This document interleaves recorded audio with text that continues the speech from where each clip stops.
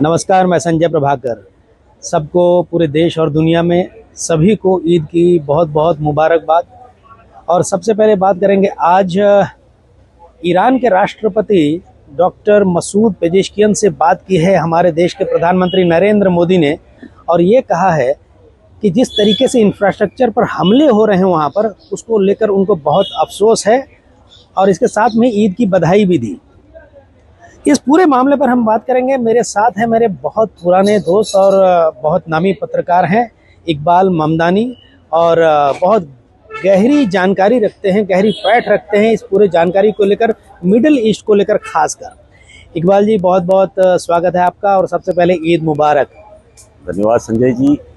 हमारे दर्शकों को सबसे पहले तो जो नवरात्र चल रहा है उसकी बहुत बहुत बधाई। साथ ही देश विदेश जो हमको देख रहा है उनको ईद की बहुत बहुत शुभकामना है।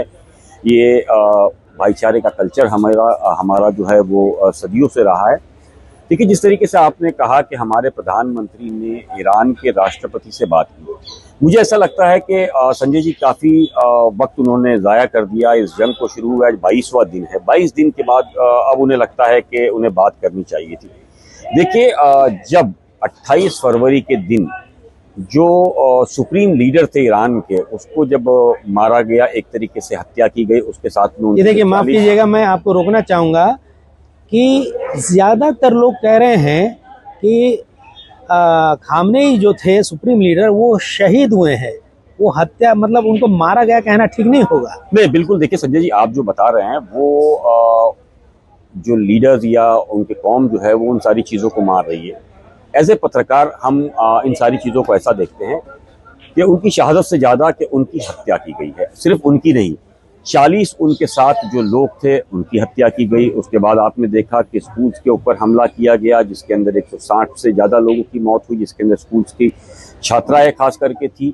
और उसके बाद एक एक करके अलग अलग लोगों पर जिस तरीके से बम बरसाए गए हैं, साफ तौर पर 1500 के आसपास जाने जो है वो सिविल लोगों की गई है। उसके अंदर कुछ हो सकता है IRGC या आर्मी के लोग भी मारे गए हो, लेकिन ये सिलसिला रुकता नहीं। आपने देखा कि अली लारेजानी जो कि उनके बहुत सीनियर लीडर थे, उसके बाद में उसकी हत्या की जाती है।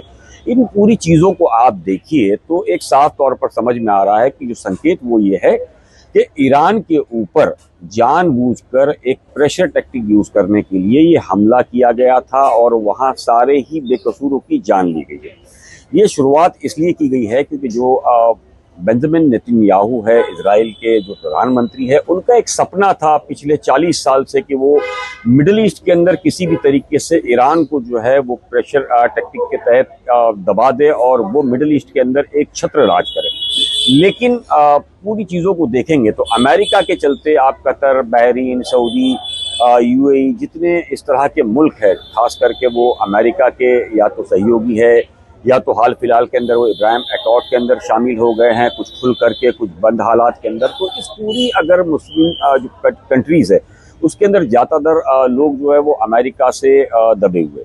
जो लोग आवाज़ उठाने की कोशिश कर रहे थे, चाहे उसके अंदर वो इराक हो जिसके अंदर सद्दाम हुसैन थे, लीबिया के अंदर कर्नल गद्दाफी थे, इन लोगों ने जब आवाज़ उठाने की बात की गई तो उन्हें अलग अलग केमिकल वेपन्स और न्यूक्लियर वेपन्स की बात करके उन पर हमला किया गया, उनकी वहाँ रिजीम चेंज की गई और आखिरकार उन्हें मार दिया गया। लेकिन इसमें आप, अच्छा हुआ आप ये जानकारी जो कह रहे हैं, बहुत सारे लोग हम में से नहीं जानते होंगे, उनको अपडेट भी होना चाहिए, क्योंकि जो नए जनरेशन के लोग हैं, हो सकता है कई लोगों को जानकारी नहीं होगी। लेकिन जिस तरीके से आपने कहा कि लीबिया की बात करें, इराक की बात करें, अफगानिस्तान की बात करें, जहाँ पर भी समय के साथ साथ अमेरिका ने ये बताने की कोशिश की कि भाई हम वहाँ की तानाशाही को ख़त्म करना चाहते हैं। तो अफगानिस्तान की बात करें तो वहाँ पर एजुकेशन, बच्चों को एजुकेशन और साथ में महिलाओं के अधिकार, महिलाओं की स्वतंत्रता के बहाने जो है वो वहाँ पर एक तरीके से ये कहना चाहिए लोकतंत्र लाना है।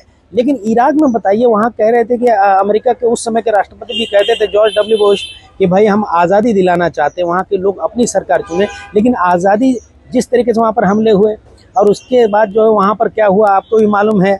लेकिन उसके बाद क्या वहाँ पर लोकतंत्र आया? क्या लोग वहाँ जो आज़ादी चाहते थे वहाँ पर आज भी तस्वीर क्या है?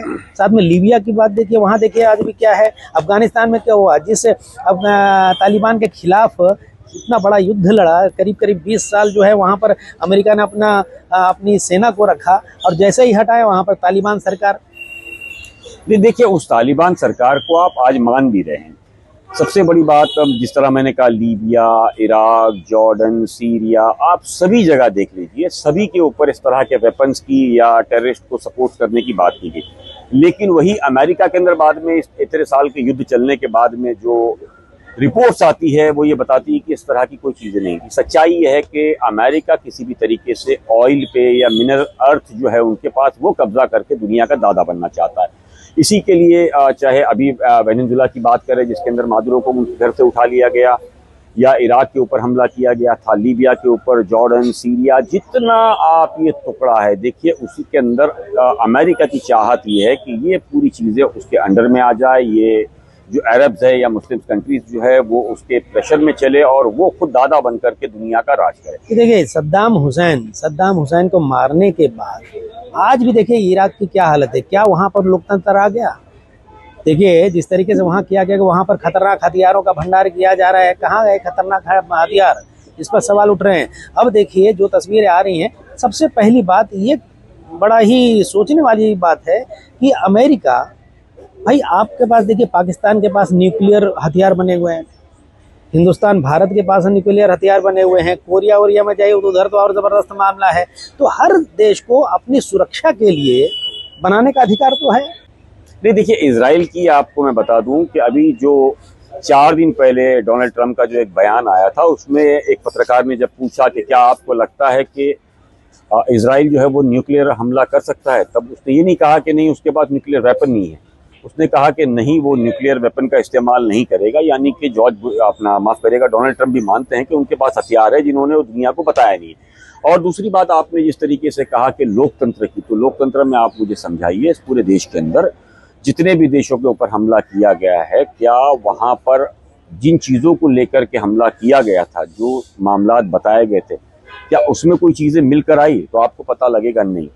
अमेरिका ने पिछले 75 सालों के अंदर आप एक तरीके से देखिए, जितनी भी जंगें, चाहे वो वियतनाम हो, अफगानिस्तान हो, इराक हो, लीबिया हो, या मिडिल ईस्ट के अंदर इजराइल को रख करके लेबनान, सीरिया, जॉर्डन, जहाँ जहाँ इस तरह की चीज़ें की है, ये सिर्फ एक प्रेशर टैक्टिक यूज़ की जाती है। स्पेन के प्रधानमंत्री ने अभी कुछ दिन पहले उनके लोकसभा के अंदर कहा कि इजराइल और अमेरिका पहले जो है वो आग लगाते हैं, फिर धुआं उठने के ऊपर आवाज उठाते हैं।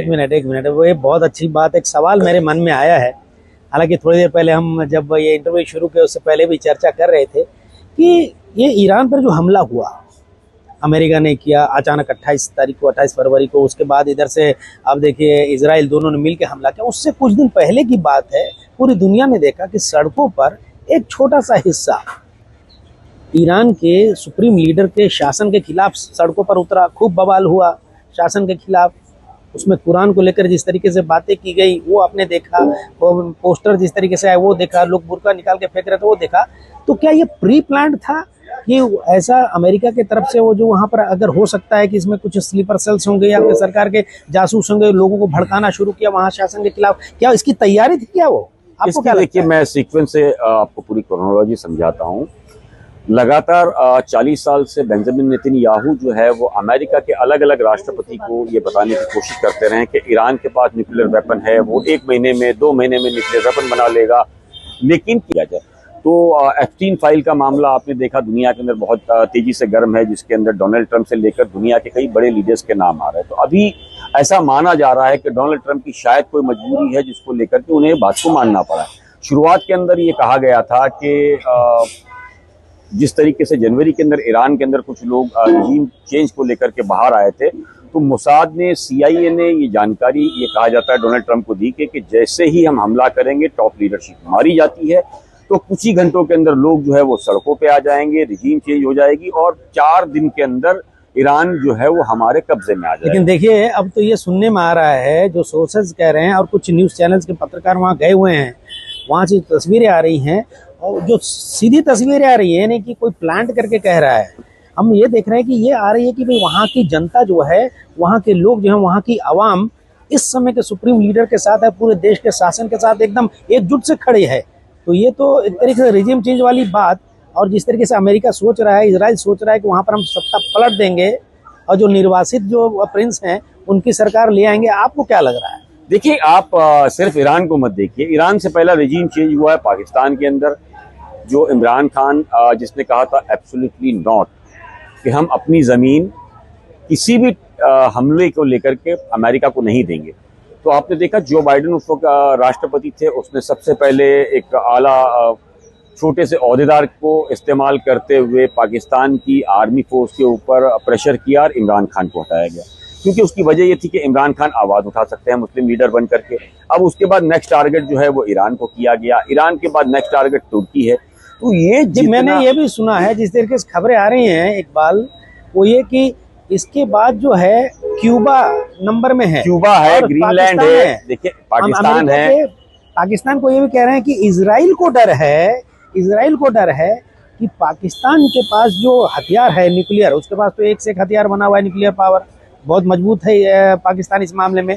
तो पाकिस्तान हो सकता है कि मुस्लिम ब्रदरहुड को देखते हुए अचानक जो है दाग देगा सीधे इजराइल पर। देखिए, कई अलग अलग वजह है। मैं आपको ऐसे समझाऊं कि जो केंट ने अभी एक इस्तीफा दिया, जिन चीजों को लेकर के अमेरिका ने और इजराइल ने हमला किया है, उसने साफ तौर पर ये कहा कि ये हमला बिल्कुल गलत है, ईरान का कोई प्लान नहीं था, वो जो है अमेरिका पर सीधे कोई हमला करने वाला था या अमेरिका को खतरा था।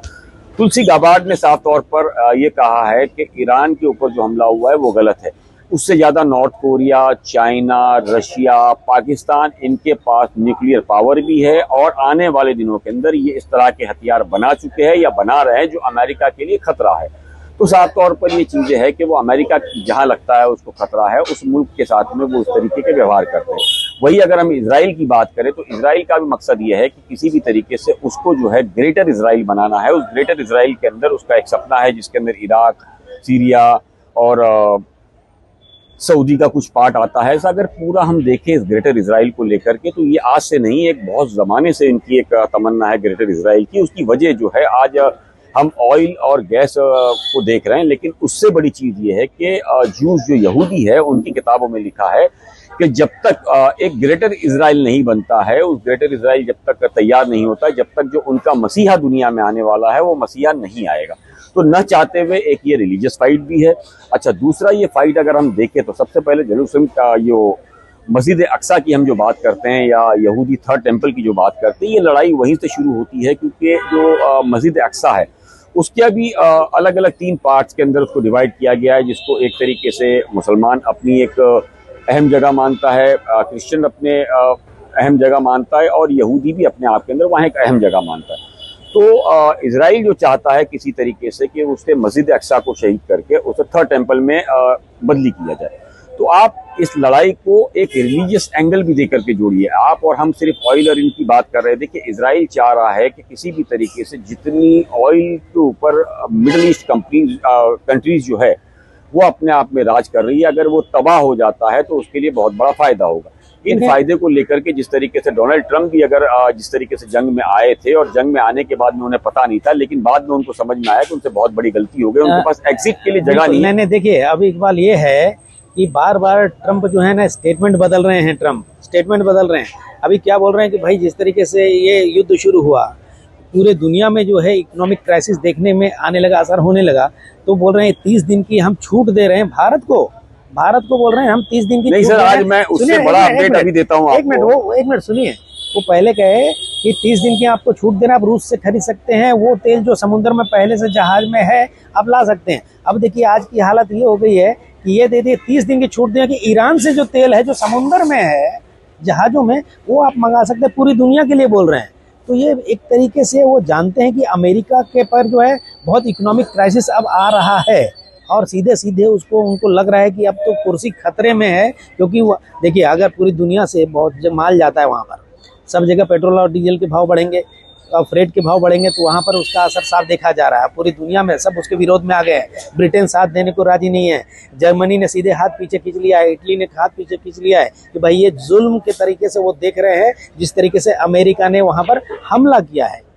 तो इसको लेकर जो है अब बहुत ही गंभीर समस्या, और ये भी एक प्रश्न आ रहा है कि अमेरिका तो जहां मर्जी वहां जाके हमला कर दे रहा है, ताकत दिखा रहा है। कब मतलब हम तुम्हारे दादा हैं, और हो सकता है किसी दिन भारत पे नहीं आ जाए भाई, हम चलो हम तुम्हारे पास। मतलब इंडिया को भी अगर सख्त स्टैंड नहीं लिया, जिस तरीके से आज भी तस्वीर बन रही है कि भारत स्टैंड नहीं ले रहा है या आ रहा पार। अगर पहले तो आपने ईरान की निंदा की कि भाई वहां पर सऊदी अरब में जो इस तरीके से वहां पर हमला किया, वो भी ईरान पर हमला किया, तब जाके ईरान ने वहां पर हमला किया, तो ईरान के हमले की आपने निंदा की। लेकिन अब जाकर इतने दिनों के बाद ईरान के उनके अफसोस जाहिर कर रहे हैं प्रधानमंत्री नरेंद्र मोदी। ये डबल ढोल की टाइप की जो मैं इसका आपको विस्तार से बता रहा हूँ। आज डोनाल्ड ट्रंप ने जो है ईरान के लिए भी ये कहा है कि दुनिया चाहे तो कुछ दिनों तक सैंक्शंस हम हटा रहे हैं और ईरान से जो है ऑयल ले सकते हैं। जिस सैंक्शंस को लेकर लड़ाई शुरू हुई थी, उसके बाद सिर्फ जहाज़ों की निकलने की बात नहीं, स्टेट ऑफ हॉर्मुज को लेकर के जहां अमेरिका ये कह रहा था कि वो हमला करेगा, उसकी नेवल आएगी, उसके मरीन कमांडोज आएंगे। आज का ताज़ा बयान डोनाल्ड ट्रंप का ये है कि वो स्टेट ऑफ हॉर्मुज खाली नहीं कराएंगे। उसका कहना है कि अमेरिका का तेल जो है यहाँ से नहीं जाता है। इससे बड़ी बात यह है कि जिन मुल्कों का जाता है वो लड़ने के लिए सामने आए तो कोई तैयार नहीं है। चाहे यूरोपियन यूनियंस की बात करो, नेटो फोर्सेस की बात करो, सभी ने इस जंग से किनारा कर लिया। दूसरी बड़ी बात है कि जो मिडिल ईस्ट के अंदर तकरीबन 20 लाख करोड़ से ज्यादा का जो पैसा अलग अलग बेसिस पे अमेरिका का लगा था, उसने देखा कि वो स्वाहा हो चुका है। और आगे जिस अरब को ये बताया जाता था कि वो उसकी सुरक्षा करेगा, तो अब अरब भी ये समझने लग गए या मुस्लिम कंट्री समझने लग गए कि अमेरिका जब खुद अपनी रक्षा नहीं कर सकता है तो हमारी क्या करेगा। इन चीजों को लेकर के एक सवाल खड़ा हो रहा है। दूसरा, दुनिया में देखिए भारत ने कभी ऐसा नहीं बोला कि अमेरिका हमारी रक्षा करेगा। मैं भारत की बात नहीं कर रहा हूँ, मैं इंटरनेशनली कर रहा हूँ। मैं भारत पे भी आता हूँ। दूसरा, जो मिडिल ईस्ट के बाद दुनिया के अंदर जिस तरीके से ग्लोबल क्राइसिस शुरू हुआ है और जिस तरीके से कतर पे भी पहले इजराइल ने जिस तरीके से ईरान के ऑयल भंडार पे और गैस भंडार पे हमला किया, उसके बाद में उसने ईरान ने साफ किया था कि आप जहां जैसे हमला करोगे हम वैसा आपको जवाब देंगे। तो आपने देखा सऊदी, कतर, यूएई हर जगह पर जो है हमले तेज हो गए। कतर की जो गैस रिफाइनरी है, गैस का बेसिस है उसकी, वहां पर पूरी तरीके से प्रोडक्शन रोक दिया गया है। तकरीबन 17% जो प्रोडक्शन है वो 5 साल तक नहीं होगा। अगर ये हालात और बढ़ते हैं तो दुनिया का जिम्मेदार जो होगा वो अमेरिका होगा। दूसरा, जो शेयर मार्केट के अंदर लगातार हालात खराब होते जा रहे हैं, बिलियंस ऑफ डॉलर्स जो है वो गिरते जा रहे हैं। देखिए, जंग जब से शुरू हुई है तब से अब तक मैं आपको बताऊं 35 लाख करोड़ से ज्यादा का पूरी दुनिया का नुकसान हो चुका है, जिसके अंदर भारत का नुकसान बहुत ज्यादा हुआ है। भारत का तकरीबन 18 से 20 लाख करोड़ का नुकसान जो है अब तक। लेकिन देखिए इकबाल, एक बात आप एक मिनट माफ करिएगा, मैं और एक बात आपकी इंडिया पे बात कर रहा हूँ। आपने जिस तरीके से कहा कि अगला निशाना अमेरिका का भारत भी हो सकता है, आपको मैं बता दूं 4 दिन पहले NIA ने, नेशनल इन्वेस्टिगेशन एजेंसी, पत्रकार बनकर के लेकिन अचानक वो मणिपुर वगैरह जाते हैं और पता अच्छा ये वो व्यक्ति है जो लीबिया और अलग अलग कंट्रीज के अंदर कई ऐसे रिजीम चेंज कराने के हालात पैदा कर चुका है। तो इसी तरीके का जो भय उनको आ गया और लगातार उसके अंदर जांच हुई। उसके बाद में एजेंसीज को इन्वॉल्व किया गया और एजेंसीज ने फटाफट से गिरफ्तार किया। तो अमेरिका दुनिया की हर जगह चल रहा है। एक तरफ पाकिस्तान को अपना खास बताता है और उसको लेकर के लगातार चीजें उसके रियायत करता जा रहा है। आपने जब अभी कहा कि हमारे प्रधानमंत्री ने आज बात की, मुझे ऐसा लगता है कि 22 दिनों के अंदर प्रधानमंत्री ने काफी देर कर दिया। शुरुआत में जब इस तरीके से ये हमला हुआ था और सुप्रीम लीडर की हत्या की बात आई थी, उसी वक्त हमको जो है हमारे बहुत हजारों साल के रिश्ते थे उसको लेकर के उन्हें कंडेम करना चाहिए था कि ये चीजें हुई है, गलत हुई है। लेकिन हमने देखा कि जब सोनिया गांधी का एक लेख पेपरों में आता है और कांग्रेस जो है वो ईरान के कॉन्सुलेट में जाकर के लगातार शोक व्यक्त करती है, उसके बाद में हमारे विदेश मंत्री को वहां भेजा जाता है जो शोक व्यक्त करते हैं, लेकिन इस शोक में उनके मारे जाने को लेकर के ना कोई दुख जाहिर किया जाता है। उसके बाद प्रधानमंत्री जो है मिडिल ईस्ट की अलग अलग कंट्रीज से बात करते हैं लेकिन ईरान से बात नहीं करते हैं। उसके बाद आज जाकर के वो ईरान से बात कर रहे हैं। देखिए, उसकी वजह साफ है कि जिस तरीके से हालात देश की बिगड़ती जा रहा है, स्टेट ऑफ हॉर्मुज के अंदर मामला चल रहा है। दूसरा, अभी हुतीज जिस तरीके से कूदे हैं, हुतीज ने कहा है कि हम ईरान के साथ आ गए तो वो रेड सी का रास्ता बंद हो जाएगा। तो दुनिया की जो 40 से 45% जो ऑयल सप्लाई है वो एक तरीके से चेंज जो है वो खत्म हो जाएगी। और इस पूरी जंग का अगर मकसद देखे तो भारत को तो परेशानी उठानी है। उससे पहला जिस तरीके से वेनेजुएला पे आपने अमेरिका ने कब्जा किया, इराक के अंदर उसका एक बेस बना हुआ था, सऊदी वगैरह पे वो काबिज है एक तरीके से, तो उसका मानना था कि अगर ईरान पे वो कब्जा कर लेता है तो एक तरीके से ऑयल का वो किंग हो जाएगा और चाइना को जो है पूरी तरीके से दबाने में वो सक्षम होगा। देखिए, एक सवाल जो है और ये बातें हमेशा से उठती रही हैं कि वहां पर भी देखिए खूब बवाल हुआ है। और अंदर अंदर खूब कई सालों से चल रहा है। इधर सऊदी अरब अपने आप को वहाँ का मुखिया बनाना चाहता है और सऊदी अरब ईरान के खिलाफ है कि ईरान मुखिया ना बन जाए मुस्लिम कंट्रियों का। तो इसमें सऊदी भी जो है साइलेंट किलर की तरह काम कर रहा है ईरान के खिलाफ। वो नहीं चाहता है कि ईरान बहुत ज़्यादा मजबूत हो और वो दादागिरी करे। आपको क्या लगता है? देखिए, सऊदी की अगर बात करें, जिस तरीके से आपने कहा, कुछ हद तक सही है, लेकिन अगर ईरान की बादशाहत की बात करें या ईरान को वहाँ बिठा करके सपोर्ट, पहला शुरुआत के अंदर अगर हम आज से 50-55 साल पीछे जाए तो जब इस्लामिक रेवोल्यूशन आया उससे पहले ईरान को इन मिडिल ईस्ट की कंट्री के सामने लड़ाई करवाने वाला या पावर देकर के अपना एक तरीके से पावर और वर्चस्व जमाने के लिए अमेरिका ने ही इस बात की पहल की थी। उसके बाद आपने देखा कि जब इराक और ईरान वार तकरीबन 8 या 9 साल चला, उसके अंदर भी अमेरिका ने उसी का सपोर्ट किया। अब जाकर के जब 1987 के अंदर मुझे लगता है कि जब रेवोल्यूशन आया तो अमेरिका अब ये चाह रहा है कि इजराइल को यहाँ एक सुपर पावर के तौर पे खड़ा किया जाए और वो अपनी बादशाहत कायम करे, लेकिन ईरान इन चीज़ को मानने के लिए तैयार नहीं है। तो इन सभी चीज़ों को लेकर के आप पूरी तरीके से देखिए। अच्छा, इसमें इकबाल अब जो है हम इसको रैप अप करते हैं। मैं ये कहना चाहता हूँ कि इस पूरे मामले में अभी तक हम शुरू से देख रहे हैं भारत भी एक बहुत बड़ा पावर बन चुका है और अभी विश्व स्तर पर बन रहा है। तो ऐसे में भारत को अपना स्टैंड क्लियर करना चाहिए। आपको नहीं लगता है क्लियर करना चाहिए भाई हम ईरान के साथ हैं, उसके साथ ज्यादती हो रही है तो सीधा बोल दे भाई हम ईरान के साथ नहीं हैं, इजराइल के साथ हैं। देखिए, विदेश नीति को लेकर के पिछले जब से भाजपा सरकार, खास करके मोदी सरकार आई है, हमारे स्टैंड क्लियर नहीं है। हम जितने रिश्ते हमारे रशिया से रहे हो, बहुत पुराने रिश्ते रहे हो, उसका हमने ख्याल नहीं किया। ईरान से हमारे हज़ारों साल के रिश्ते रहे हैं। खुद प्रधानमंत्री 2017 में कह चुके हैं कि हमारी जो संस्कृति है शुरू होने से पहले हमारे एक रिश्ते हैं। तो अलग अलग चीज़ों को अगर आप देखें प्रधानमंत्री के बयान को, उस बयान से अचानक वो 2025 में घूमते हुए नजर आ रहे हैं। जिस तरीके से प्रेशर आ रहा है अमेरिका का, अब वो प्रेशर चाहे वो कई लोगों का कहना है कि एप्स्टीन फाइल को लेकर के है, किसी का कहना है कुछ और प्रेशर है, कुछ और दबाव है। तो हमने इन पूरी चीज़ों में देखा कि चाहे इस पूरे मामले के अंदर लगातार टैरिफ की बात हो या बात की जाए अभी ऑयल्स को लेकर के, हम अपने देश का हित नहीं देख रहे हैं, हम पर्सनल हित देख रहे हैं। और आपको मैं बता दूं कि इस पूरे मामला के अंदर 22 दिन, आज 22वां दिन है, जिस तरीके से ऑयल और डीजल और पेट्रोल की और गैस की जिस तरीके से किल्लत हमको हो रही है, अगर ये आज भी जंग खत्म हो जाती है, आप ये समझ लीजिए, तब भी आसान इसलिए नहीं होगा कि मिडिल ईस्ट से हमारे रिश्ते। सुनिए, थोड़ा सा मैं फिर से ट्रैक पे आना चाहता हूँ कि हम कह रहे थे कि मेरा ये कहना था कि या सीधे बोलते हम इसके साथ हैं या इसके साथ है, लेकिन प्रधानमंत्री नरेंद्र मोदी चंद दिन पहले ही वहां गए थे, युद्ध शुरू होने से पहले इजराइल। उन्होंने तो खुले तौर पर कहा था कि हम इजराइल के साथ खुले तौर पर हैं, और अभी यहाँ पे अफसोस भी जता रहे हैं, पहले उधर अफसोस जताया दोनों तरफ से। तो ऐसे में और बड़ा ही एक कंफ्यूजन सा पैदा होता है कि भारत क्या कर रहा है। भाई आप डिप्लोमेसी कीजिए, ठीक है, लेकिन अन्याय के खिलाफ खड़े होना चाहिए। या तो सीधे बोलिए ईरान के साथ अन्याय हो रहा है, या तो सीधे बोलिए भाई इजराइल के साथ, इजराइल क्यों डरा हुआ, उसकी असलियत ये है। देखिए, इजराइल हमारे प्रधानमंत्री, ऐसे पहले प्रधानमंत्री है जो इजराइल का उन्होंने दौरा किया। हमारी पॉलिसी, हमारा स्टैंड हमेशा से क्लियर रहा है, चाहे वो अटल बिहारी वाजपेयी रहे हो, कांग्रेस सरकार हो, कोई भी हो। हमारा स्टैंड हमेशा से क्लियर रहा है कि हम इजराइल के साथ नहीं, फलस्तीन के साथ हैं, ठीक है। वो स्टैंड से हम हटे। 2 बार प्रधानमंत्री ने विजिट के बाद हम ये कहते हैं कि शिया सुन्नी का जो इतिहाद है वो अलग अलग हम बनाने जा रहे हैं। हम इजराइल के साथ है, एक तरफ हम अमेरिका की बात कर रहे हैं। तो इसी को लेकर के दुनिया में सवाल उठ रहा है कि क्या एप्स्टीन फाइल को लेकर के ये प्रेशर है या कुछ और वजह है। दूसरी बड़ी बात कि ब्रिक्स कंट्री का जो हम एक अहम हिस्सा हुआ करते थे, वहाँ भी हम एक तरीके से बैकफुट पर आ गए।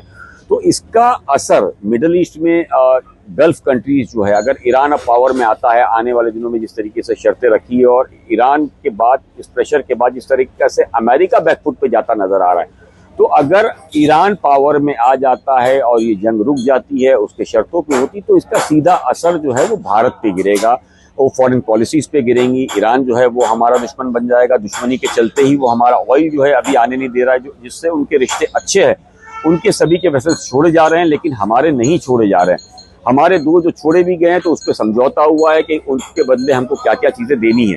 तो आप ये मानिए कि आने वाले दिनों के अंदर हमारे लिए ये हालात खराब होंगे। रशिया, चाइना, ईरान, ये जो है एक ब्लॉक के अंदर आएंगे, जिसके अंदर पाकिस्तान भी कई हद तक शामिल रहेगा न चाहते हुए। देखिए, एक बात ये भी है, अगर हम पूरा देखें तो एक्सपर्ट्स तो अब ये भी कह रहे हैं कि इजराइल जो है वो अमेरिका को इस्तेमाल कर गया सीधे सीधे, और अमेरिका जो है ढाल बन के अमेरिका को सामने लाया और ढाल ही टूटता नजर आ रहा है, और अब जो है अमेरिका की हालत खराब हो गई है।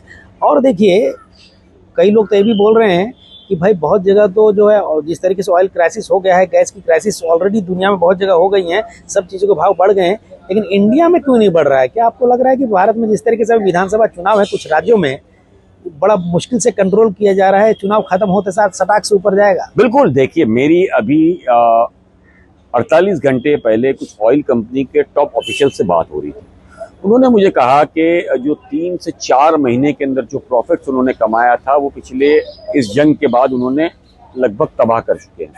दूसरा, आप देखिए कि जो आपने इलेक्शंस की बात की, इसमें कोई शक नहीं है कि इलेक्शंस को ध्यान में रखते हुए इस मामले को दबाने का प्रेशर किया जा रहा है, लेकिन ऑयल कंपनी, अच्छा, जब से बीजेपी की ये मोदी सरकार आई, आप देखिए कि जितने भी बड़े काम वो कर रहे हैं वो ऑयल कंपनी से ही उसका पैसा आता है, उससे चंदा आता है, उससे फंडिंग्स आती है। वो सारी फंडिंग्स को लेकर के लगातार वो इतना तामझाम कर रही है।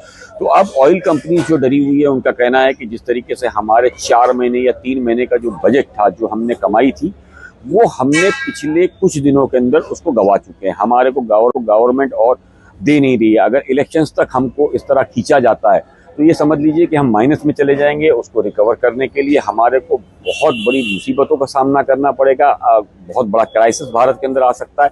तो इसमें कोई दो राय नहीं है कि हम हर तरफ से मार खाएंगे, चाहे विदेश नीति को लेके हो, चाहे हमारे रिश्ते को लेके हो, या भारत के अंदर जिस तरीके से इलेक्शंस को ध्यान में रख करके भाव नहीं, दाम जो है वो नहीं बढ़ाया जा रहा है, कस के रखा गया, दबा के रखा गया। चलिए, अब एक लाइन में ये बताइए, जिस तरीके से कल ये हेडलाइंस बनी अलग अलग न्यूज चैनलों की, अखबार की, अमेरिका जिस फाइटर विमान को अपना सबसे खतरनाक और अदृश्य हो जाने वाला, जिसको कोई पकड़ नहीं सकता है, मिस्टर इंडिया की तरह, जो अनिल कपूर वाली, मतलब फाइटर विमान, उस विमान को तो ईरान ने भेज दिया भाई। देखिए, रशिया ने 4 दिन पहले अपने टेलीविजन पे खबर चलाई है कि ईरानी मिसाइल हिट्स F-15, मतलब हिट नहीं हुई थी, असल में वो 2 सेकंड का फर्क पड़ गया था जिससे वो निकल गई। और उसने ये कहा था कि आने वाले दिनों के अंदर अमेरिका के पास, अपना माफ करेगा, ईरान के पास ऐसी मिसाइल ताकत आ चुकी है कि वो सीधे सीधे अमेरिका के हर जहाज को जो है वो टारगेट कर सकेगा। F-35 का सामने मामला हमने देखा, सिर्फ F-35 का नहीं है, अगर पिछले जब से जंग शुरू हुई है, ऐसा कहा जाता है 18 से 20 अलग अलग फाइटर प्लेन्स है जिसको ये एक तरीके से हमला करके उसको टारगेट किया गया। अच्छा, दूसरा, सिर्फ इसके अलावा अगर हम बात करें तो अब्राहम लिंकन, गेरल्ड फ्रॉड, ये जितने भी बेड़े गिने जाते हैं, है ना, वो बेड़े को अचानक उसे हटाना पड़ा, 3-3 हजार माइल्स उसको दूर भेजना पड़ा। उसकी वजह क्या थी कि उसको अब ये समझ में आ गया है कि ईरान इतनी ताकत रखता है कि वो अचानक इस पूरे मामले के अंदर वो जहाज को डुबा सकता है, तभी तो भागा है। तो आप, दुनिया भी ये समझ चुकी है कि जिस ताकत का बात कर रहे थे, ये F-35 की बात कर रहे थे, इस पूरे मामले के अंदर वो अब पावर रहा नहीं। दूसरा, आप एक जंग के अंदर एक चीज को समझिए जो बहुत अच्छी रीत से दुनिया नहीं समझ रही है, ईरान के पीछे फिलहाल रशिया और चाइना, ये 2 ताकतें खड़ी है, जो खुल करके मानिए या अलग रिश्ते, जिसके अंदर चाइना का काम है कि लाइव लोकेशन जो सैटेलाइट के जरिए वो देना। दूसरा, जो हथियार से रिलेटेड अमेरिका के जो हथियार है जो इस्तेमाल हो रहे हैं, उसके ऊपर चाइना ने जो अपनी टेक्नोलॉजी बनाई है उसका क्या असर होता है, रशिया की टेक्नोलॉजी का क्या असर होता है, कैसे उसके अंदर जीत करनी है, 5th और 6th जनरेशन के वार को लेकर के क्या क्या चीजें ध्यान में रखी, उसको पूरा एक तरीके से टेस्टिंग जो है ये दोनों कंट्रीज ने कर लिया है। और इसको लेकर के आने वाले दिनों में आप देखिएगा कि जो अमेरिका सुपर पावर की हम बात कर रहे हैं, अब सुपर पावर का वो टैग कुछ दिन में खत्म हो जाएगा। उसकी वजह है कि 2021 में जिस तरीके से वो भागे हैं अफगानिस्तान से, और अभी ईरान, तो मुझे ऐसा लगता है कि सुपर पावर भी नो सुपर पावर। ये देखिए, ईरान को अमेरिका ने सोचा था कि हम 1-2 दिन के अंदर ही निपटा देंगे, लेकिन यहाँ तो उल्टा अमेरिका की हवा निकल गई, सबसे मदद की भीख मांग रहा है अमेरिका और सब मना कर रहे हैं, भाई इसके साथ तो हम जाएंगे नहीं। और ज़्यादातर देश जो हैं जिनसे वो मदद मांगने गए नाटो कंट्रीज से, अलग अलग देशों से, वो साफ ये मान रहे हैं शायद कि ये अत्याचार है अमेरिका और इजराइल का, इसीलिए वो हाथ पीछे खींच रहे होंगे। बहरहाल देखिए, ईरान जो है शुरू में बहुत ही सस्ता हथियार निकाला, ड्रोन निकाला, गोदाम में भरा हुआ है, ज़बरदस्त बोल रहे हैं अभी भयंकर अभी और जमा है।